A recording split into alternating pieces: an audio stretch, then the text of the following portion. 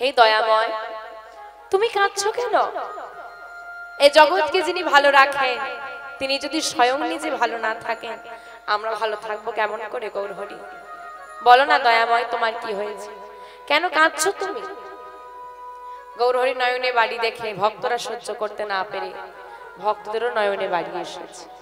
আর যেটা ভক্তদের নয়নে বাড়ি এসেছে বা ভগবান তো আর ভক্তের নয়নের বাড়ি সহ্য করতে পারে না।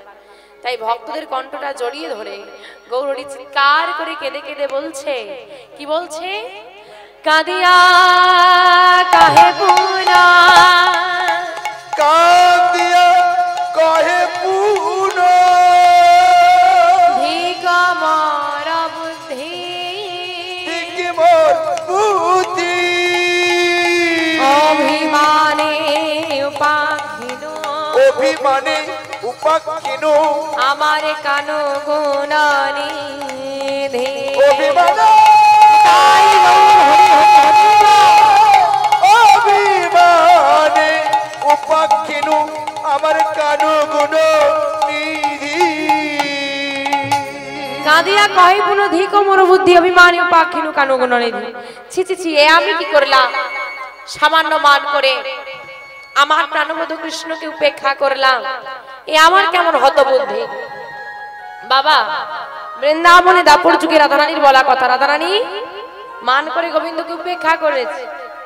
সেই রাধারানীর আক্ষেপ আজকে গৌরহরি প্রকাশ করছে নবদ্বীপ ধাম। তাই বাবা, আজকে রাধারানীর ভাব এসেছে গৌরহরির মাঝে পদকর্তা বুঝতে পেরে পদকর্তা রাধা মোহন দাস ঠাকুর আমার গৌর লীলা অনুসারে বৃন্দাবনে লীলা বর্ণনা করছে। চলুন সবাই মিলে যাবো বৃন্দাবনে। আজকে বৃন্দাবনে গিয়ে আস্বাদন করবো মা আমার গৌরহরি কিভাবে মান করল, আমার রাধারানী কেন মান করলেন, কিভাবে কৃষ্ণকে উপেক্ষা করলো, কিভাবে কৃষ্ণ ফিরে এলো, আবার মিলন হলো, আমরা আস্বাদন করবো, যাবো বৃন্দাবনে।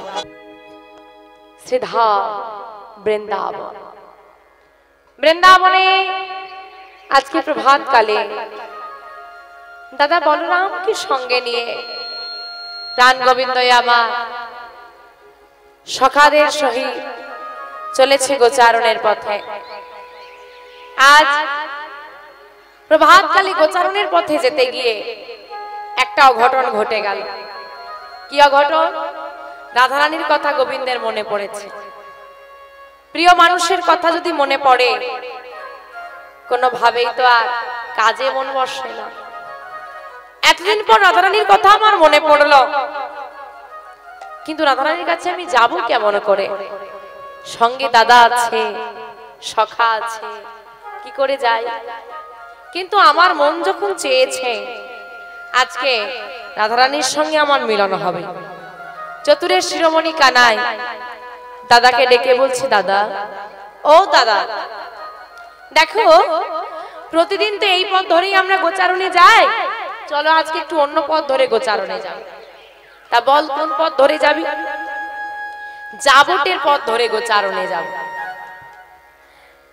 ভাই কানাইয়ের কথা মতো সবাই মিলে চলেছে জাবটের পথ ধরে গোচারণে। মা, এত পথ থাকতে জাবটের পথটা ধরলো কেন? জাবটে জটিলা নিবাস, আর জটিলা মন্দিরেই থাকে না মা রাধারানী। ওই জাবটের পথ ধরে গোচারণে চলেছে। আর গোচারণে যেতে যেতে মা জাবটের সম্মুখ পানে এসে গোবিন্দ মুরলী ধ্বনি করছে। যেই না মুরলী ধ্বনি করেছে, রাধারানী কি আর ঘরে থাকতে পারে না? শ্যামের বাঁশি যদি একবার বাজে, রাধারানী আর ঘরে থাকতে পারে না। ছুটতে ছুটতে এসে দাঁড়িয়েছে সদর দরজায়। সদর দরজা মানে যেটা ঘরের প্রধান দরজা, ওই সদর দরজায় দাঁড়িয়ে আছে। আর দূরে তাকিয়ে দেখছে ওই তো গোবিন্দ পথ ধরে চলে যাচ্ছে। গোবিন্দ যখন চলে যাচ্ছে, রাধারানী তাকিয়ে আছে আর মনে মনে চিন্তা করছে, আজকে গোবিন্দ দর্শনে কোথাও যেতে হলো না, ঘরে বসেই গোবিন্দ দর্শন হয়ে গেল। আমরাও গোবিন্দ দর্শনে বহু জায়গা ঘুরে বেড়াই, যদি এই হৃদয় মন্দিরটা আমরা শুদ্ধ করতে পারি, পরিষ্কার করতে পারি, সাজিয়ে রাখতে পারি না, গোবিন্দ দর্শন এই হৃদয়েই হয়ে যাবে। ভগবানের কাছে আমরা গিয়ে বলি টাকা দাও, গাড়ি দাও, বাড়ি দাও। গোবিন্দের কাছে গিয়ে বলো, হে গোবিন্দ আমার নয়ন দুটো কৃষ্ণময় করে দাও। কেন? আমরা যখন হলুদ চশমা পরি চারিদিকে কি রং দেখতে পাই? হলুদ রং দেখতে পাবো। তার নয়ন দুটো যদি কৃষ্ণময় হয়ে যায় চারিদিকে কি দেখবো? তখন যেদিকে তাকাবো আমি গোবিন্দ দর্শন পাবো। কিন্তু বাবা দুর্ভাগ্যের বিষয় কি জানো, কৃষ্ণের মধ্যেই কৃষ্ণকে দেখতে পাই না, চারিদিকে দেখবো কি? আমরা ভগবানের মন্দিরেও ভগবানকে দেখি সব, এই তো শিলা মূর্তি, এ আর কি করতে পারি? ভগবানের বিগ্রহের মধ্যেই তো ভগবানকে দেখতে পাই না, তাহলে চারিদিকে দেখবো কি করে? হে গোবিন্দ যদি দেওয়ার হয় নয়ন দুটো কৃষ্ণময় করে দাও, যেন মন্দিরে তোমাকে খুঁজতে যেতে না হয়, আমি যেদিকে তাকাই তোমার দর্শন পাই। রাধারানী আজকে গোবিন্দের পানে তাকিয়ে আছে, আর গোবিন্দ রাধারানীর পানে তাকিয়ে নিজ কেশ স্পর্শ করে ইশারায় রাধারানীকে জানিয়ে দিল, হে রাধে তুমি আমার জন্য কেশর কুঞ্জ সাজাও। তুমি যে কুঞ্জ সাজাবে সেই কুঞ্জে আমি যথাসময় অভিসার করব। যেই না ইশারায় কথা বলেছে, এখন বলেছে যথাসময়। গোবিন্দের আবার যথাসময় বলে কিছু আছে? ও বধূ কখন আসবে? ইশারায় কথা হচ্ছে, দূরত্ব তো অনেক বেশি। এদিকে রাধারানীর ঘরে কে আছে গো?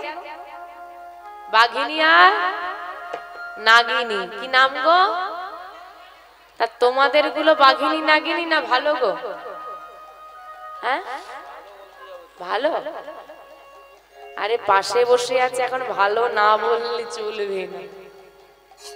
মনে মনে অন্য কিছু চললেও মুখে এখন ভালোই বলতে হবে, না হলে ওই ঘর কীর্তন শুনে আর ওই ঘরে গিয়ে ঢুকতে পারবে। হরি বল হরি বল। বা রাধারানী সরাসরি কথা বলতে পারছেন, আবার ওইদিকে বধূর সঙ্গে দাদা আছে, সেও বলতে পারে। ইশারায় জিজ্ঞেস করছে কখন আসবে, আর বধূ ইশারায় দেখিয়ে দিচ্ছে এই গোচারণের খেলা শেষ করে। বেশ, গোচারণের খেলা শেষ করে বধূ আসবে। বধূ চলে গেল গোচারণে, আর এদিকে সখীদেরকে ডাকছে আমার রাধারানী, ললিতা, বিশাখা, আজ আমার বধূ আমার ঘরে আসবে বলেছে। আজ আমার বড় সৌভাগ্যের দিন। কেন? যাকে আমরা মন প্রাণ দিয়ে অবিরাম ডাকি সে ধরা দেয় না, আজকে সে নিজ মুখে বলেছে আমার ঘরে আসবে। এমন দিন আমার জীবনে আর বুঝি হবে না। তাই আমার বধূ আসবে বলেছে, তোরা বধূর সেবার ব্যবস্থা কর, তোরা কুঞ্জ সাজা। কুঞ্জ কি করে সাজাবো? কুঞ্জ সাজানোর জন্য ফুল লাগবে, পুষ্প লাগবে। এক কাজ কর, তোরা আগে গিয়ে বৃন্দাবনের পথে পথে ঘুরে পুষ্প চয়ন করে নিয়ে আয়, আমি আমার বধূর লাগি মালা গাঁথব। তাই সখীরা কি করেছে? বৃন্দাবনের পথে পথে ঘুরছি আর পুষ্প চয়ন করছে। কেমন করে? ডালে ধরে ডালে ধরে ফুল তুলিতে লাগিল, ডালে ধরে ফুল তুলিতে লাগিল, ডালে ধরে ফুল তুলিতে লাগিল, ডালে ধরে ধরে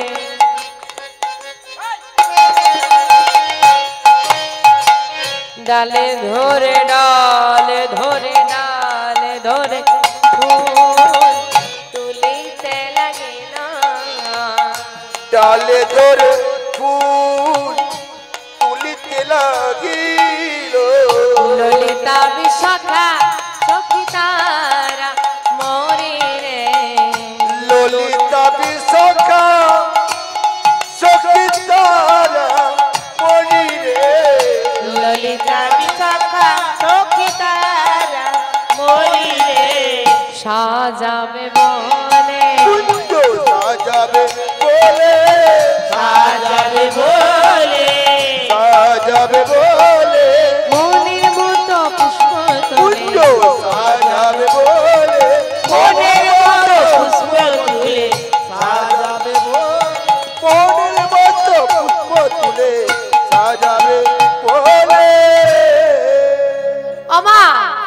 আজকে সখীরা পুষ্প চয়ন করছে, তোমা আপনারাও গোবিন্দ সেবা দেন, পুষ্প চয়ন করেন, তাই তো? তামা আজকে সখীরা বলছে ডালে ধরে ফুল তুলিতে লাগলো। তা আপনারা যখন ফুল তোলেন ডালে আগে ধরেন? আবার মিথ্যে বলে বসে বসে ডালে ধরো। আমরা এক হতে সেই ফুলের ডালাটা ধরলাম আর এক হাত দিয়ে তুলে রেখে দিই, ঠিক? ওই পুষ্পটাকে চয়ন করতে গিয়ে কুড়ি উঠে আসে, কুড়ি উঠে আসে তো, হ্যাঁ কি না মা? কুড়ি উঠে আসে, ওই কুড়িটা কি গোবিন্দ সেবায় তুমি দাও? দাও না, ফেলে দাও। তোমার কি সৃষ্টি করার ক্ষমতা আছে? তুমি একটা ফুল তৈরি করতে পারবে?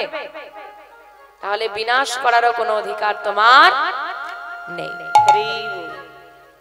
সৃষ্টি করার ক্ষমতা যার নেই, বিনাশ করার অধিকার তোমার নেই। যে কুড়িটা তুমি আজকে ফেলে দিলে না, ওই কুড়িটা যদি কালকে প্রস্ফুটিত হতো, তুমি নিজেই ওই পুষ্প চয়ন করে নিয়ে গোবিন্দ চরণ। তাহলে যদি ওই পুষ্প গোবিন্দ চরণ ছাড়া হয়, তার জন্য দায়ী রয়ে গেলে তুমি।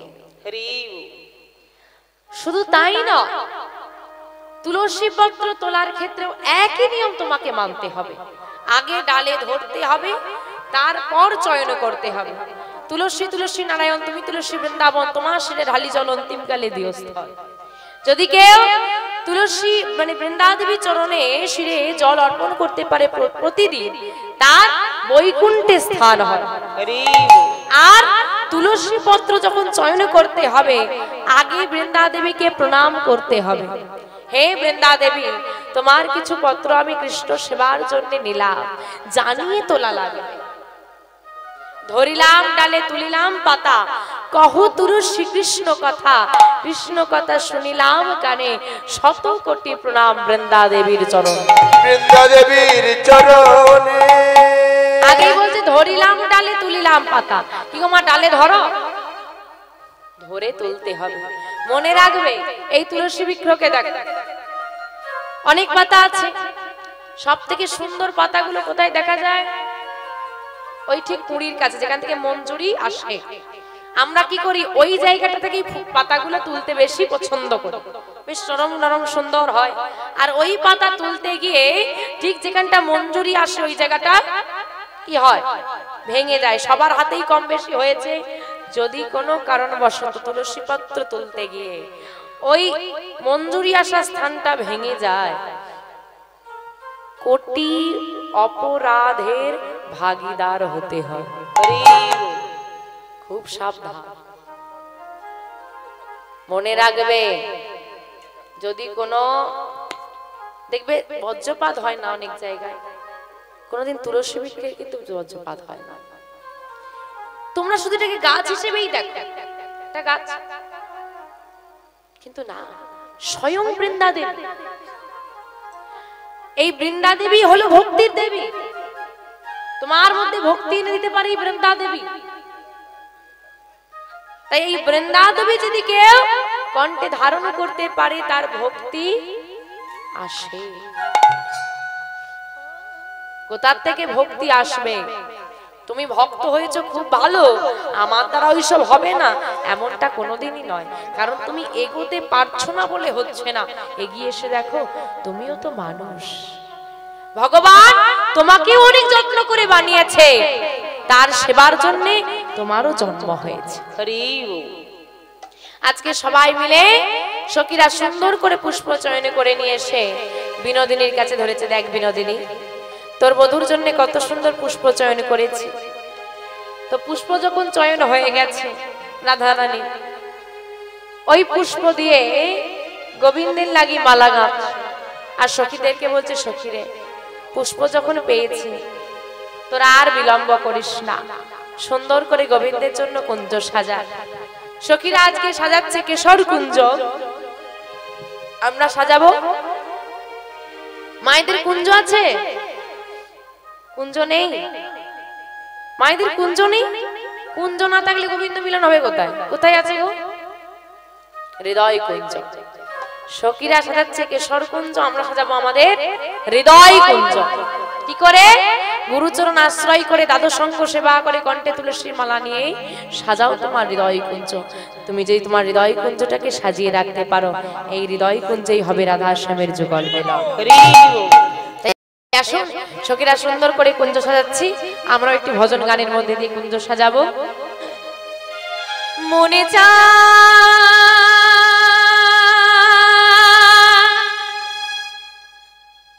প্রাণে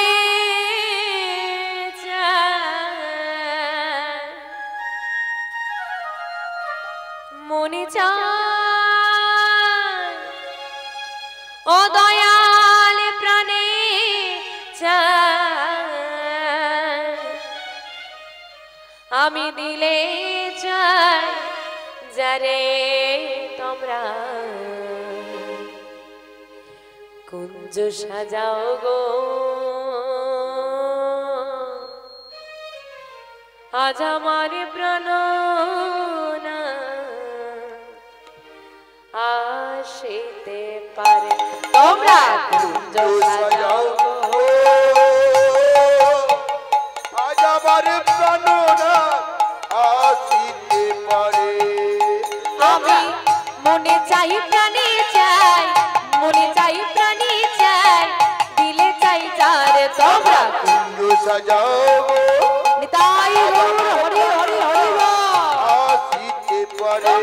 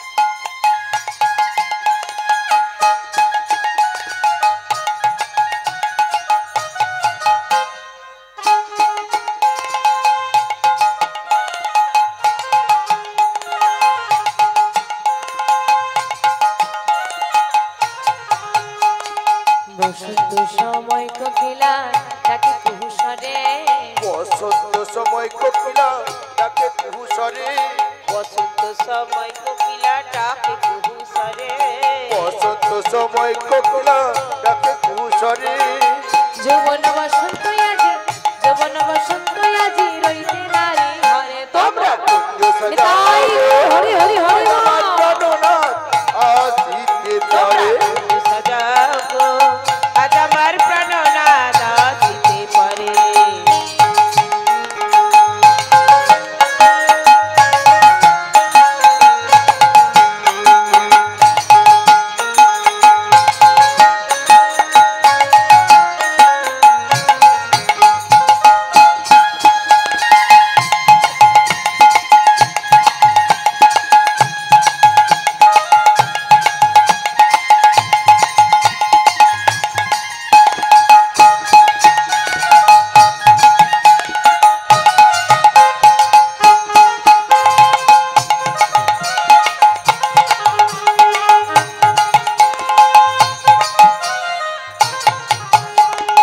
আতর গোলাপ চুয়া চন্দন ছিটাইয়া দাও ঘরে, আতর গোলা চুয়া চন্দন ছিটাইয়া দাও ঘরে, আতর গোলাপ চুয়া চন্দন ছিটাইয়া দাও ঘরে, আতর গোলা চুয়া চন্দন ছিটাইয়া দাও ঘরে।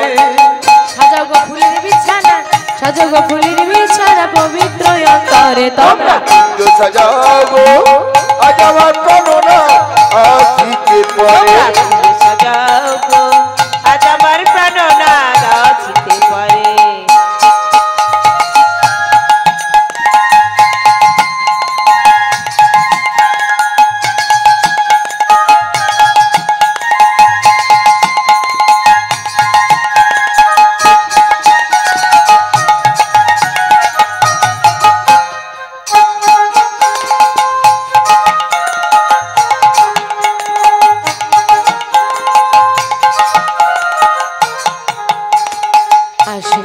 আসতে পারে ভরসায় অন্তরে আসলে আসতে পারে ভরসায় অন্তরে আসলে আসতে পারে ভরসায় অন্তরে আসলে আসতে পারে ভরসায় অন্তরে পুরি মে কয় পাইলে কি আর ছাইরা দিতে তারে তোমরা কুঞ্জ সাজাও তাই গৌর হরি হরি হরি আসতে পারে তোমরা কুঞ্জ সাজাও আজ আমার প্রাণনা আসতে পারে তোমরা কুঞ্জ সাজাও আজ আমার প্রাণনা আসতে পারে তোমরা কুঞ্জ সাজাও আজ আমার প্রাণনা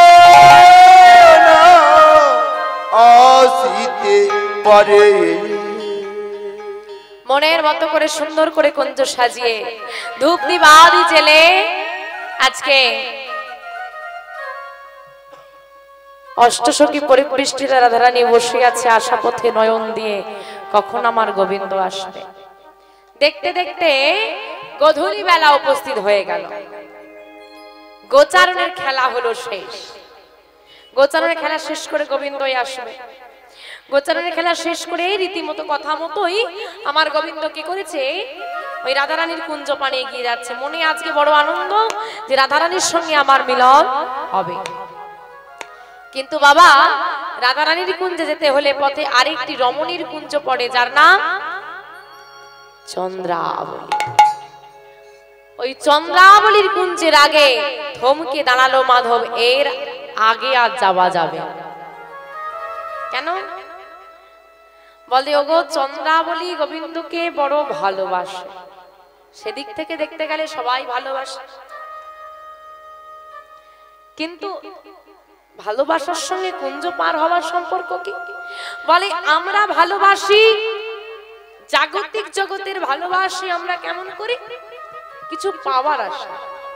চন্দ্রাবলী গোবিন্দকে ভালোবাসতো গোবিন্দকে পাওয়ার আশা, যে হে গোবিন্দ, একটা দিন যেন তোমাকে আমি নিজের করে পাই আর মনের মতো করে সেবা দিতে পারি। কিন্তু সে আশা তারা পূরণ হয় না। আজকে আমি চন্দ্রাবলীর কুঞ্জ পার করে যাব, চন্দ্রাবলী যদি আমাকে দেখতে পায়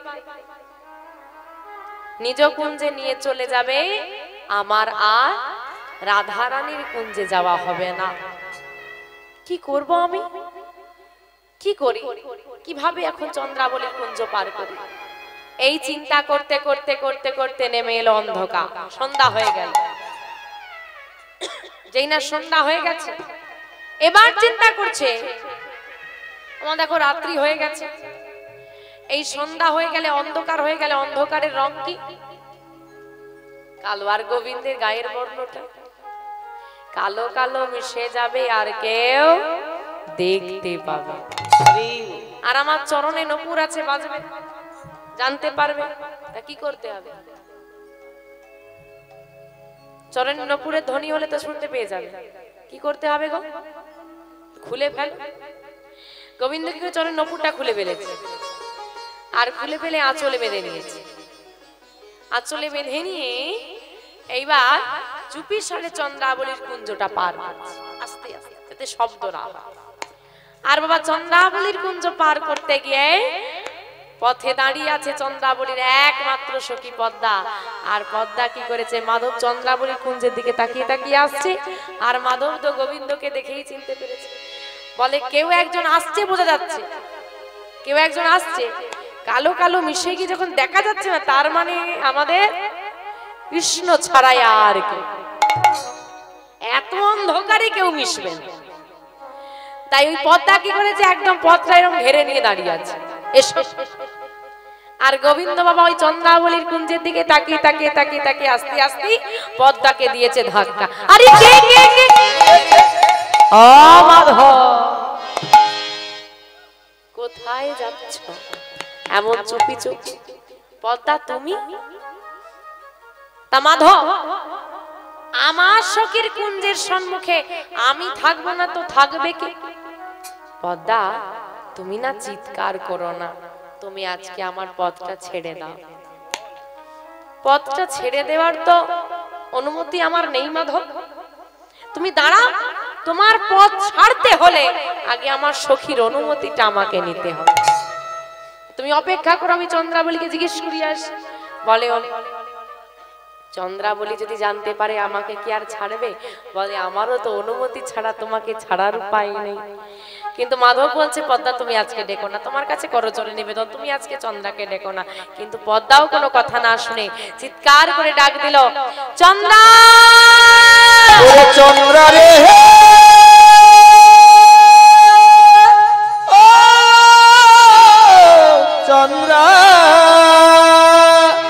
একেবারে বাহির পানে আয় ওরে চন্দ্রা রে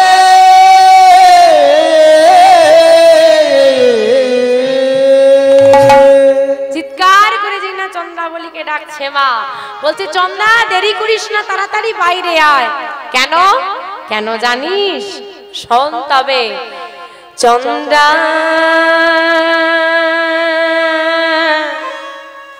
চাঁদ দেখবি চন্দ্র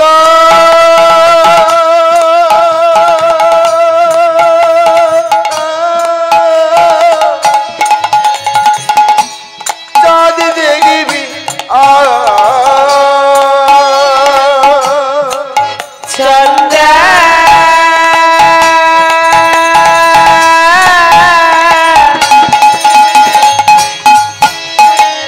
চাঁদ দেখবি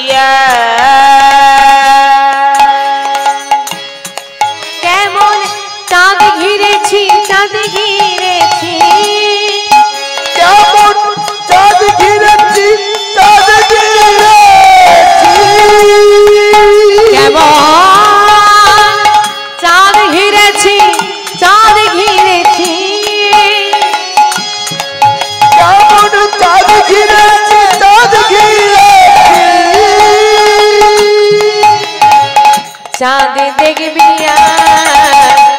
চন্দ্রা হরি হরি হরি চাঁদ দেখবি চন্দ্র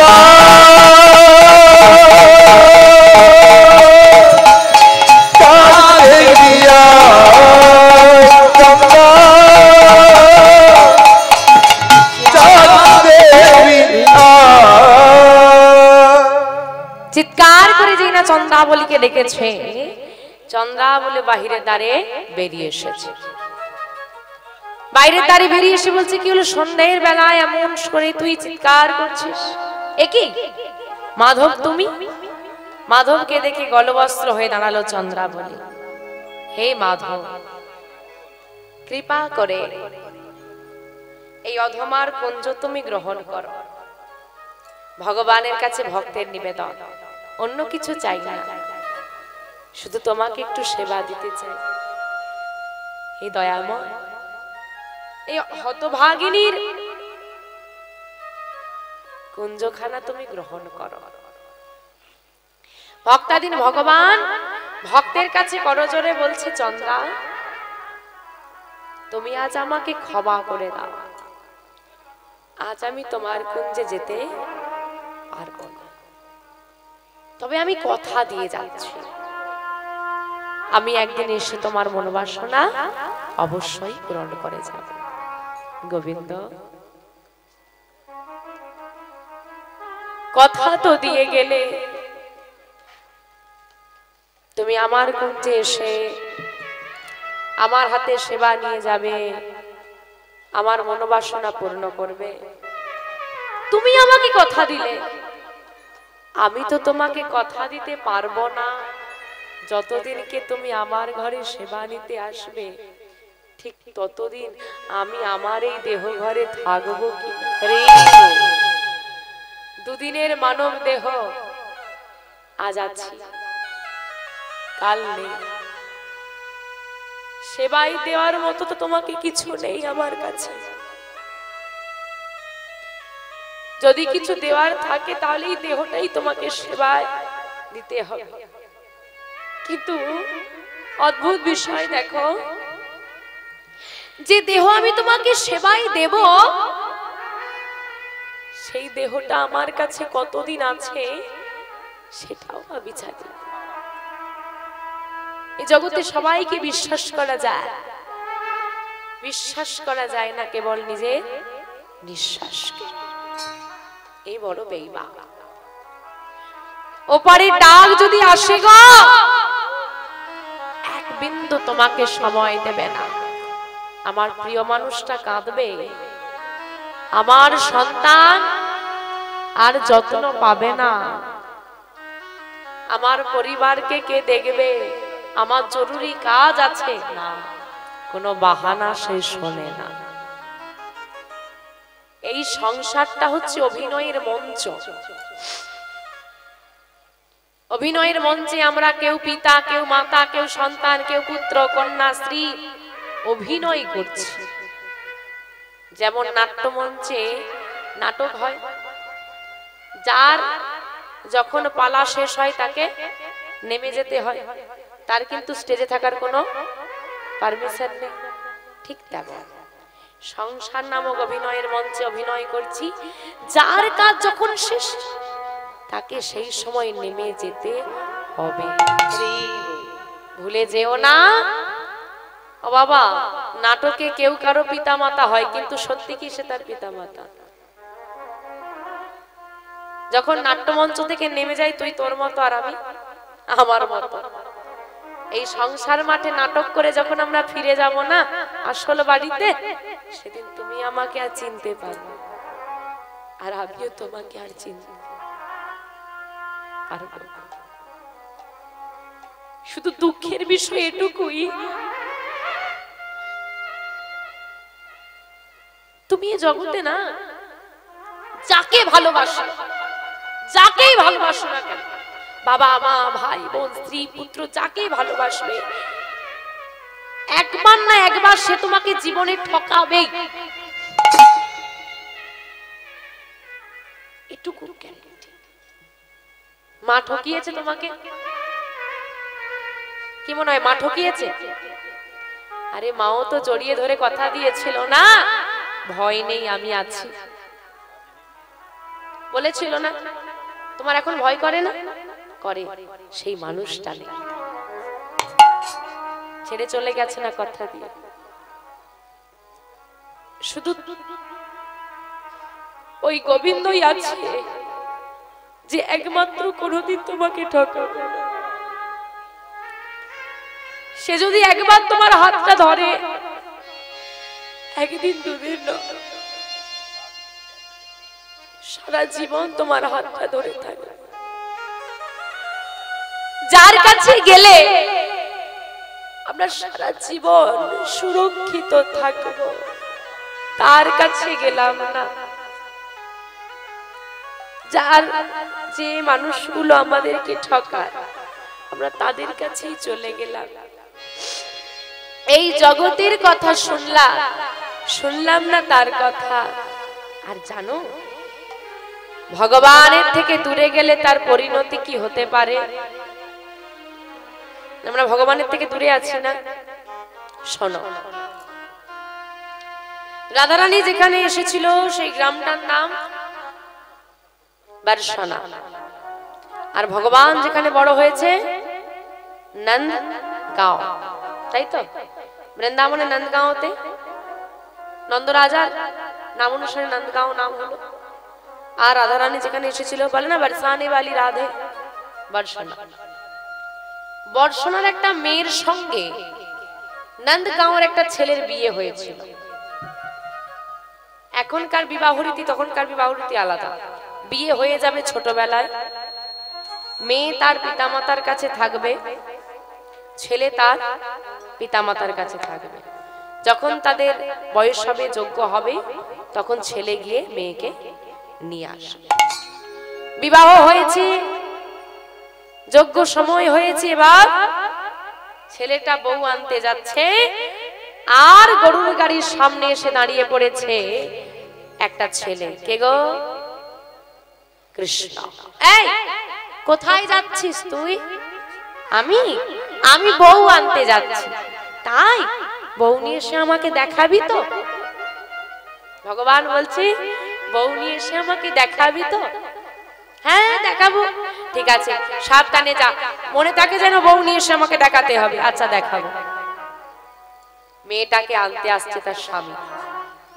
আর দেখবেন মেয়েদের যখন বিয়ে হয় মায়েরা শিখিয়ে দেয় ঝগড়া করিস না, মিলেমিশে থাকবি, কি তাই তো? আমার শিখিয়ে দেয়, তো অনেক কিছু শেখানো হয়। মেয়েটার মা মেয়েটাকে শেখাচ্ছে ভালোভাবে থাকবি, সাবধানে থাকবি, সবাইকে নিয়ে মিলেমিশে থাকবি। হঠাৎ করে একটা সাড়া উঠলো, বর এসেছে, বর এসেছে, বর এসেছে। বর এলে কি হয়? সবাই ছুটে চলে যাচ্ছে। সবাই যখন চলে গেল, ঘরটা ফাঁকা হয়ে গেল। মেয়েটার মা মেয়েটাকে কানে কানে বলে দিল, শোন, তোর যেখানে বিয়ে হয়েছে না নন্দগাঁও, ওই নন্দগাঁওতে একটা ছেলে আছে, নন্দ রাজার ছেলে, নাম কৃষ্ণ। ওই ছেলেটার স্বভাব চরিত্র,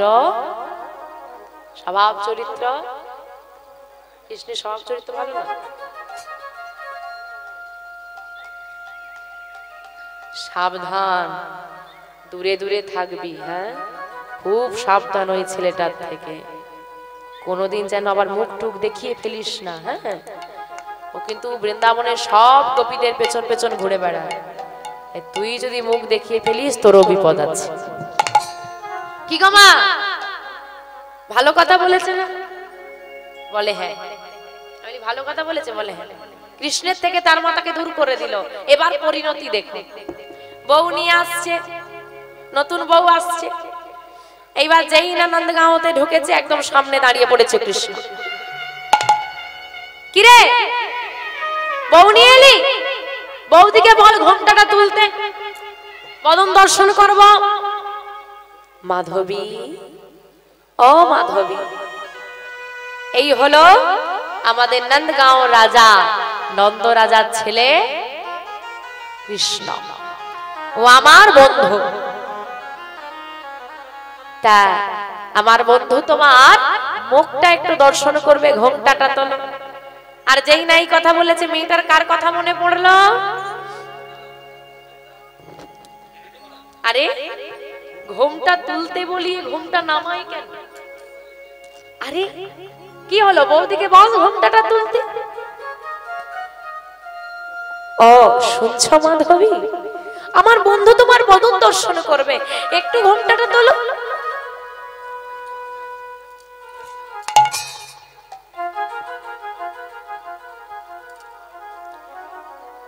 অদ্ভুত বিষয়, তো ঘোমটা নামিয়েই যাচ্ছে।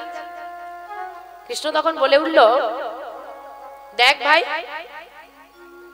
কোনো কথা আমি বারবার বলতে ভালোবাসি, আমি কিন্তু শেষবারের মতো বলছি, বৌদিকে ঘোমটাটা তুলতে বল। যেই না বলেছে শেষবারের মতো বলছি ঘোমটাটা তুলতে বল, মেয়েটা ভয় পেয়ে গেল, না জানি কি করে বসে জোর করবে। ওই যে বলে দেন স্বভাব চরিত্র ভালো। ভয় পেয়ে মাধবী কি করেছে, ঘোমটা তোলার বদলে সারা শরীরটা ওই ঘোমটার আড়ালে লুকিয়ে ফেলে। যেই না লুকিয়ে ফেললো, চিৎকার করে বলে উঠলো কৃষ্ণ, শোনো মাধবী, তুমি যখন তোমার বদন আমাকে দর্শন করালে না, আমিও কোনোদিন তোমার বদন দর্শন করব না। চলে এলো মাধবী। দিন যা, বৃন্দাবনের পথ দিয়ে যখনই কৃষ্ণ যেত, সারা বৃন্দাবনে সারা ছড়িয়ে পড়তো, কৃষ্ণ এসেছে, কৃষ্ণ এসেছে, কৃষ্ণ এসেছে। যত গোপীরা আছে সব কাজ ফেলে দিয়ে কৃষ্ণকে দর্শন করতে আসতো। আর ওই মাধবী কৃষ্ণ নাম শুনলে বড় করে ঘোমটা টেনে নিজেকে ঢেকে নিয়ে ঘরে লুকিয়ে যেত।